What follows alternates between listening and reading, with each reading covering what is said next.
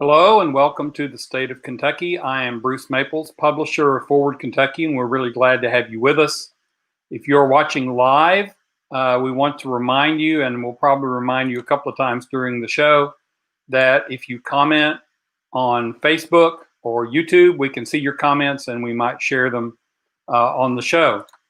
I do have a couple of other questions to throw out there. I've been wondering if there's a better time to do this show than at noon on Friday. I sort of thought that we might be able to catch people during their lunch time, but I think people value their lunchtime, and so I wonder if it might be better to do it in the morning or the afternoon or the evening. So if you have a suggestion about this, you're welcome to send it to tips@forwardky.com in email, or you can even put it in the chat of the show. I'd like some feedback on that if you want to share it. And then, in case you have forgotten, today is the last day to request an absentee ballot. Many of you I know are going to want to vote absentee. If you haven't already requested it, you have to do it today by midnight, actually by 11:59 p.m. to be exact.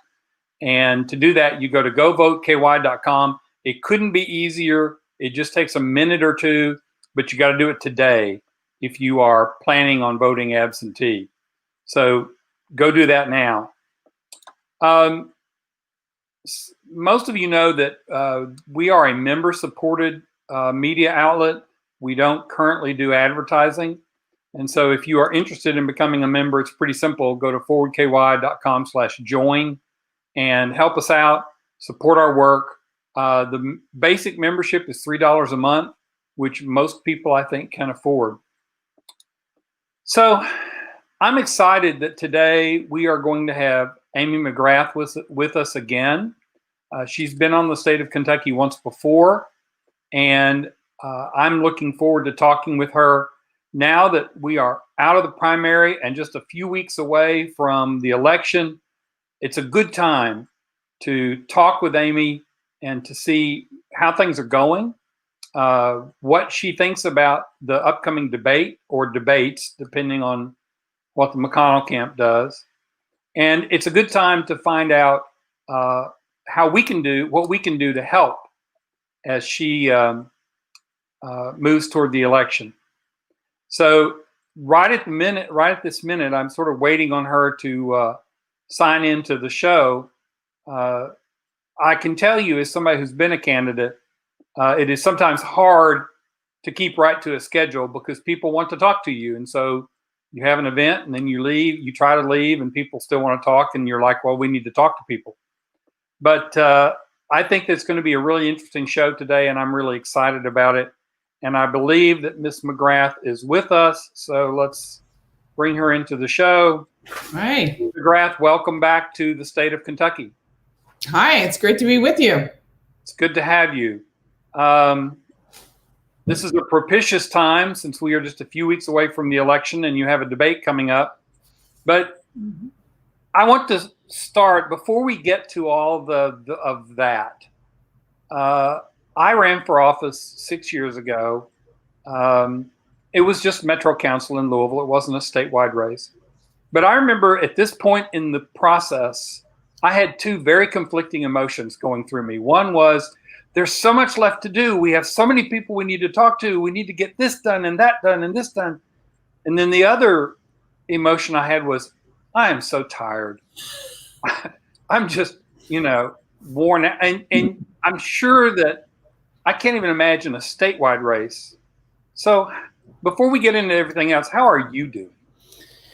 I'm well. I mean, I'm used to powering through things.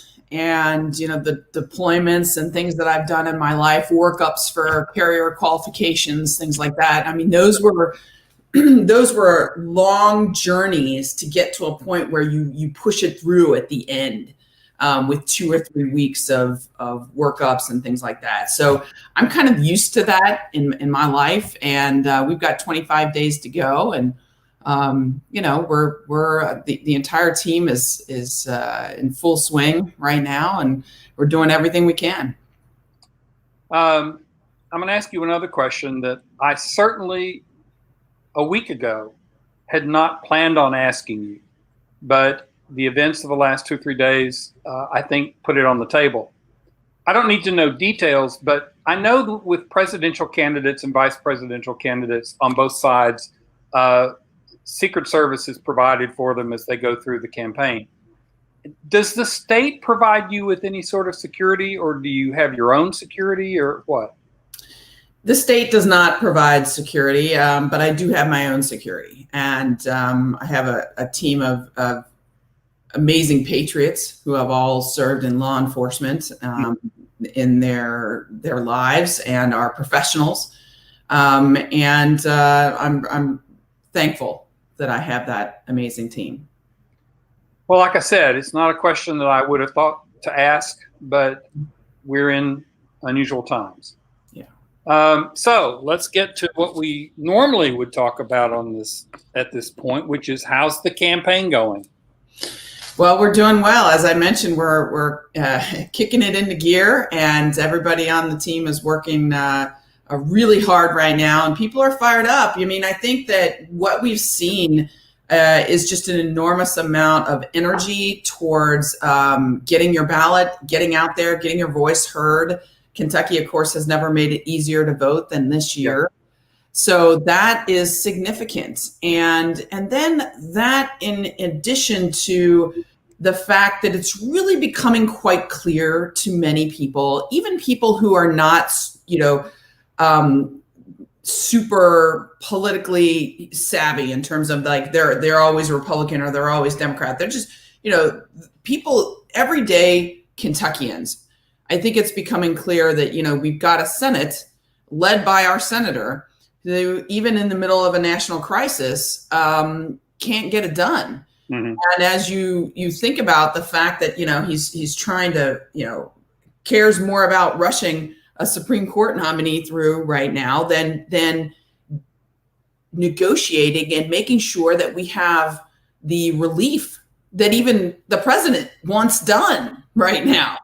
I mean, he's basically saying that, your ability to pay the rent, your ability, your neighbors are maybe forced to be on food stamps right now or go to food banks right now. Small businesses are very much in need of help. And that stuff is just not important enough for him to be working on. And I think that a lot of people are angry about that, and they should be. So it's making a lot of people say, hey, we need to look at this election. We need to look at these guys. I was intrigued some years ago with the article, well, it was about 2 years ago, the article that was written about Mitch McConnell that was called "The Man Who Broke the Senate." Here we are at a time when we need leadership, and we're getting none of that. So let me ask you something about the campaign. I want to do some campaign stuff and then get into some policy stuff. I don't know if you or anybody on your team read Robert Connie's analysis of how Bashir won. I thought it was a really good analysis. And he said, basically, Bashir put together a 4-part coalition. And I want to run through the 4 parts and have you comment on them and tell me how you think you're doing in each of them. The first is obviously the urban centers, Louisville and Lexington. So I'm going to assume, based on what I see around here, that you're doing well in the 2 big cities.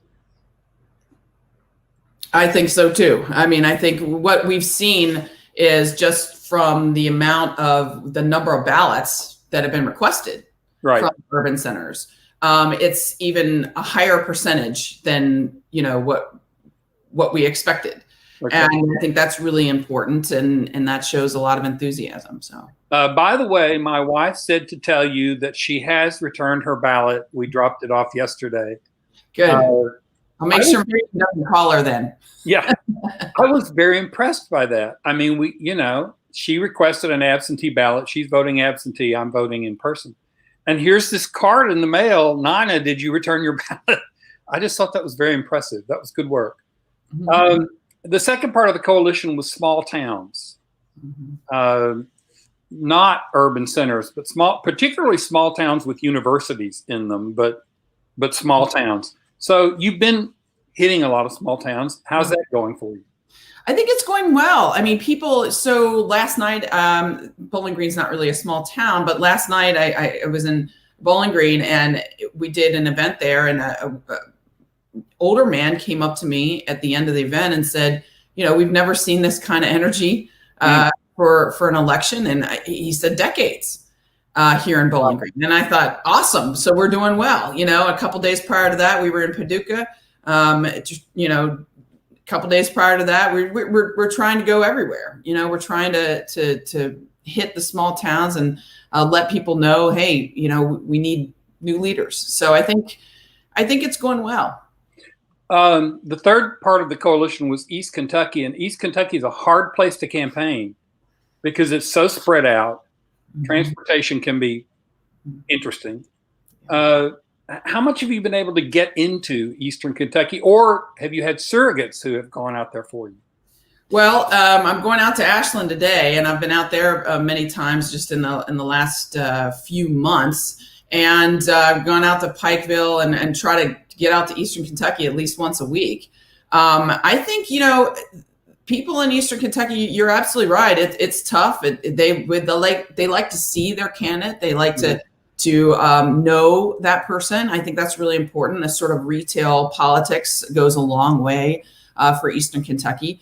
Governor Patton has been a really great person to not only say, hey, we need new leaders, I'm with Amy, but also remind people of the kind of leaders we used to have years ago when things got done, and reminding people how bad our current senator is. Yep. Reminding people about like the Reclaim Act, for example, which would give $100 million towards revitalizing, cleaning up Eastern Kentucky, cleaning up from the environmental problems that we've had there because of our signature industries. And where is that right now? Well, that was actually proposed by Hal Rogers, Republican in the House, co-sponsored, proposed by Joe Manchin, Democrat in the Senate. Why can't we get that done? One man, Mitch McConnell. It's just reminding people, hey, he's not for you. And so I think that we're trying to do that, and I'm trying to get out there as much as I can. Have you been able to do anything with Rocky? Has Rocky been out there with you?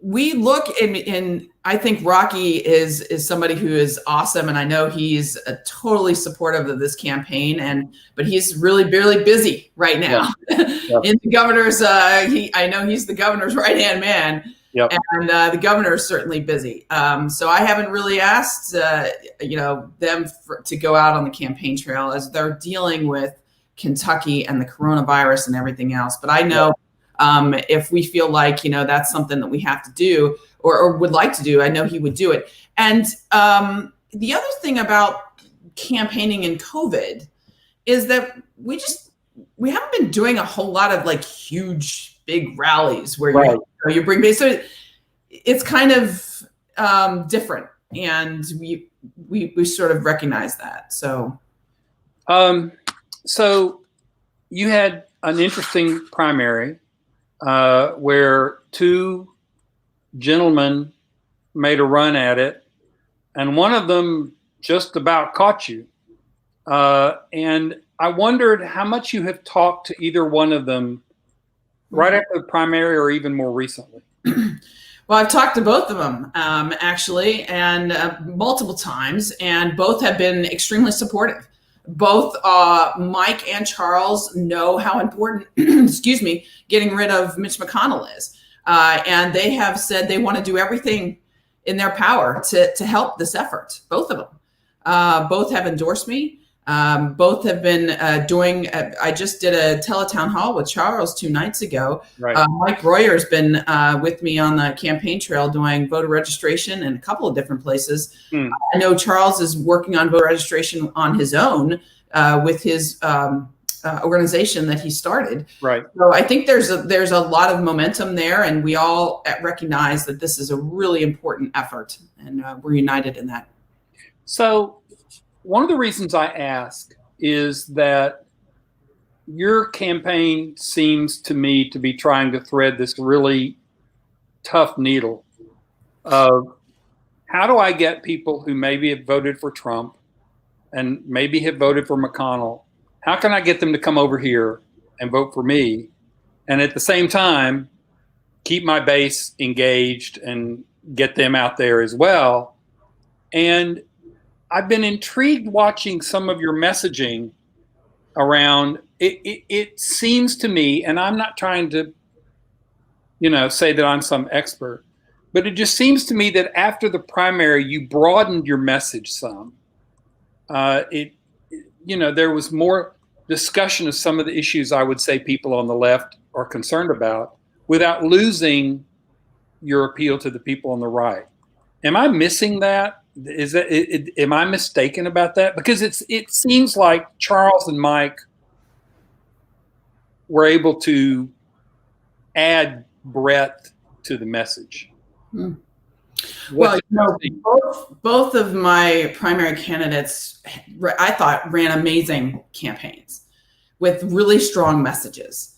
And they ran on what was authentically them and what they felt was the best way to go from a policy perspective. I ran on what was authentically me. Right. And so, my message has always been the same. I mean, even when I ran for the 6th district back in, 2 years ago, I haven't changed any of my policy stances or anything like that. Okay. My message has always been, we have to have leaders who have common sense to be able to move us forward.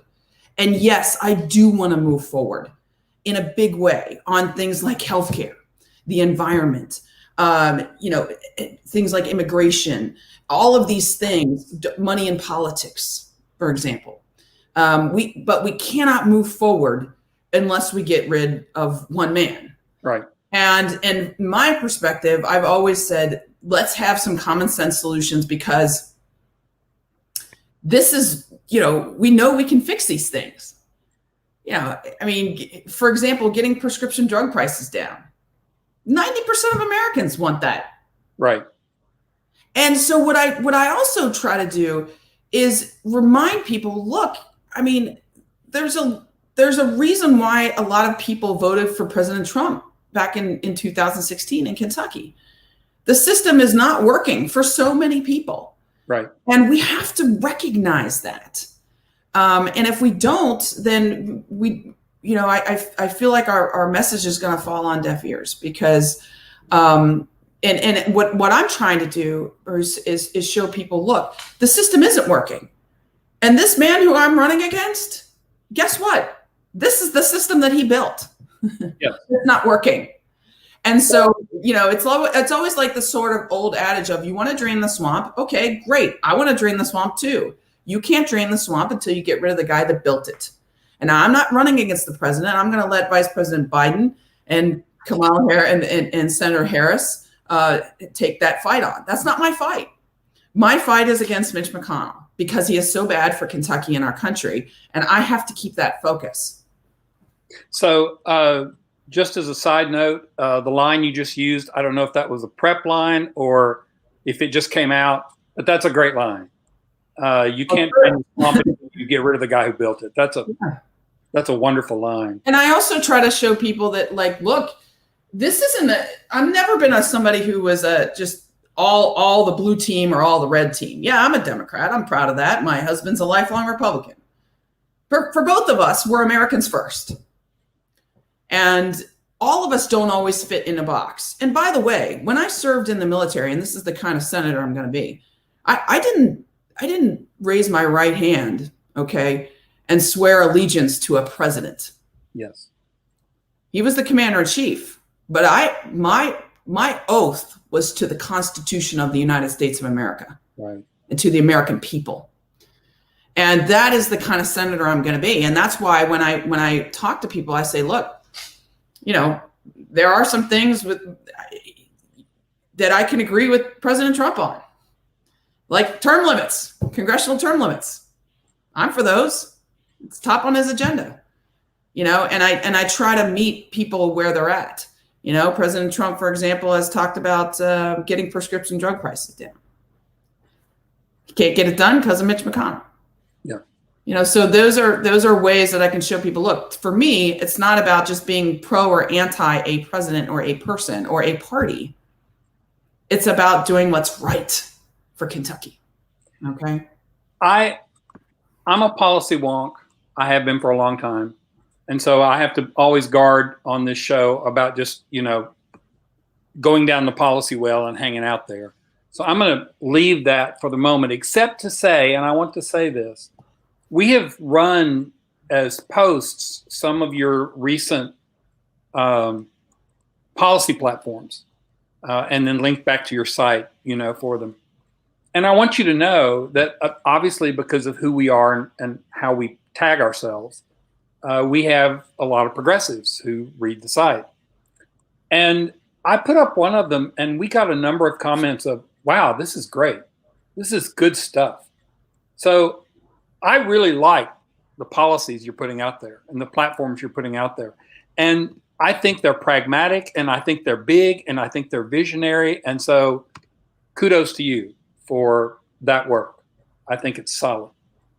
Well, and I'm a bit of a policy wonk myself, so I like to get into the details and understand these things. And a lot of these things, when you really sit down and talk to people, no matter what political type they are, they're like, well, that makes sense. Yep. If you take away the labels, yes, and the demonizing of some of this stuff, yeah, it makes sense. So I know you have a debate coming up, at least one. Maybe more, but at least one. So let's do a little debate prep. Let's suppose that Mitch McConnell says you're too liberal for Kentucky. What would be your answer to that? He's too Washington for Kentucky. Oh, that's good. I like that. Let's suppose he said you're socialist.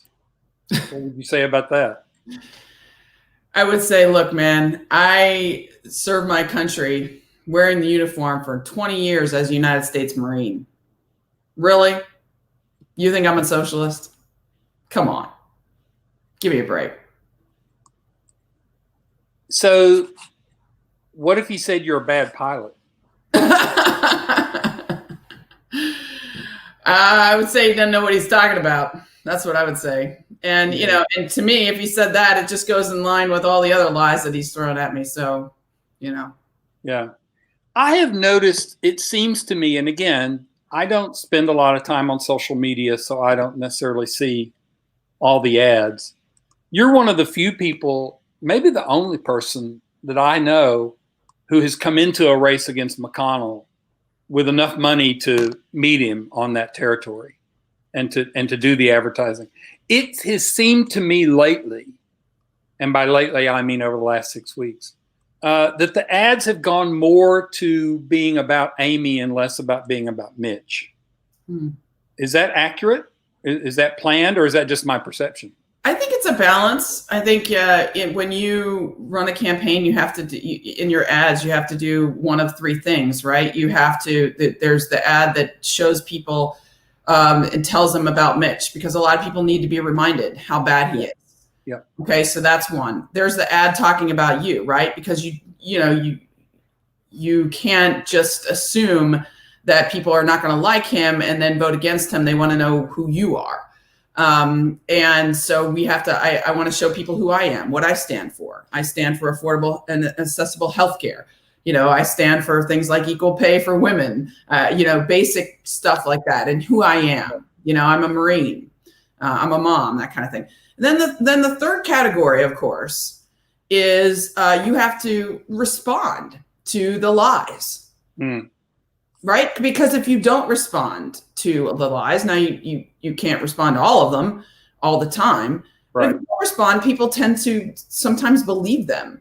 They send it, well, there was, she doesn't respond to that attack, so it must be true. And even though it's not, and that's the hard part about this. It's you have to kind of choose, and that's because you can't do it all the time. And right. Really, to be clear, Senator McConnell, a lot, I'd say about 2/3 of his advertisement is your dark money super PACs. Yes. It's your third party organizations that basically have bought him off. This is the system that he built, right? The Post Citizens United world, where there's no transparency. We don't know who's donating to these organizations. He can always claim that he is not connected to them, which, is total BS. And they can just spew out a bunch of lies. And that's where we are. It's really sad state for our politics right now, which is one of the reasons I'm so adamant about reform in that area. Yes. We have a comment from a viewer. So let's throw this on the screen. I think a lot of people would agree with that. And I agree. Certainly are supportive of you. That's always been my message, is country over party, really. And I used to say that McConnell was party over country. He's himself over everything. Well, I think it's power over everything. That power's the main point. So, well, I mean, how is it in Kentucky we have some of the poorest counties in the country, yet one of the richest senators?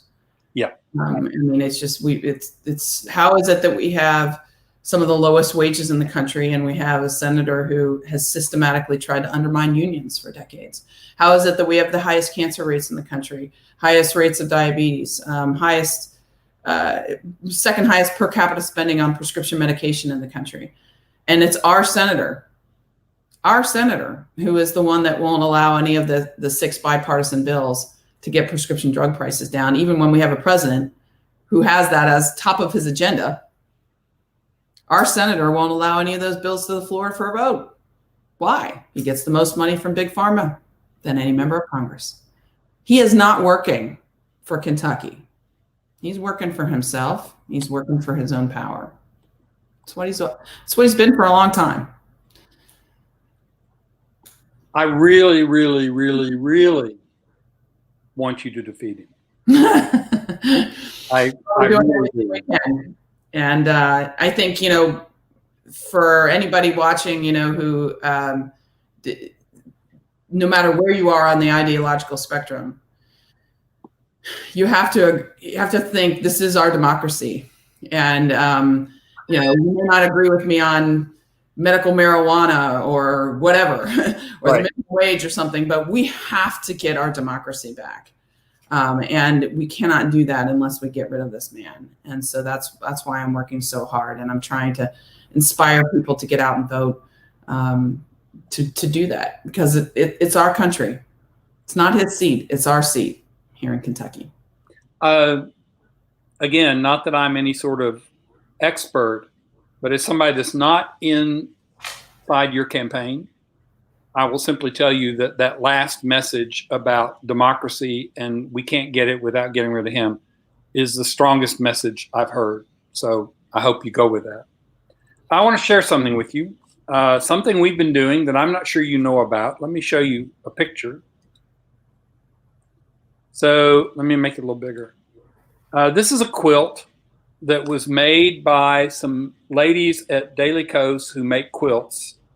They normally make quilts for people who are sick as a sort of a comfort thing. Mm-hmm. But occasionally they make a quilt for a purpose. And we actually started this project over a year ago, and then it got completely hung up because of COVID. But if you look closely, you will see that some of the quilt squares have writing on them. And what those are quilt squares that I took to a couple of national conventions and then that I took to the Capitol in Frankfurt. And people signed their name and wrote messages about why we needed to get rid of Mitch McConnell. Mm. And so this is the famous Ditch Mitch quilt. That's great. And we are holding a drawing for people to win it. We will draw a random name out of all the people who enter. And if somebody wants to enter, the best way for them to do it is to go to dailycoast.com and search for Ditch Mitch quilt. And they'll find the story about it. There's more details. There's close-ups of the center of it, which, by the way, is material that has the preamble to the Constitution on it. It's very cool. And we are doing that to support your campaign. We set up an Act Blue page for it, and all the money's going to your campaign. And just wanted to let you know we were doing that. Well, I appreciate that. And what a great quilt. I'd love to get a photo of that and be able to put it out on social media or something. I will be sure to send Terry, Sebastian, the link and the picture and share it. Yeah. I think the other thing is that once we go through the contest, I might want to get them to ship the quilt to me, and I'd get it to you, and you could sign it as well. Oh, that would be cool. That would be great. I think people would enjoy that. Yeah, it's important. It's so important to for our democracy. And I everywhere I go, I tell people, look, those of us that live in Kentucky, we have a responsibility to our country, to not only to Kentucky, but to our country, to change this and to get rid of this man, because he's literally taken what was once the greatest deliberative body in the world, in the U.S. Senate, and he has destroyed it.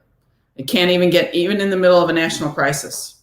We can't come together and do what's right. I mean, I never would have thought that in my life. Like, I'm the kind of person that grew up, and when we had things like 9/11 and, I served, we came together, and I think that the number one thread is that all that stuff happened before Mitch McConnell became the leader.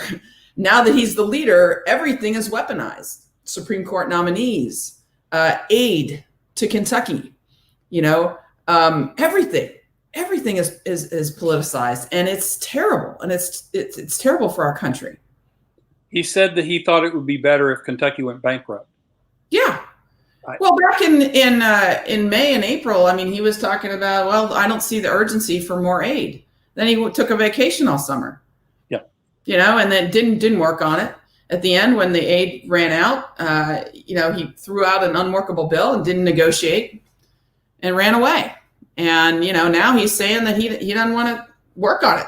He's perfectly willing to work overtime to ram through a Supreme Court justice, but he didn't want to help everyday people. It's unbelievable.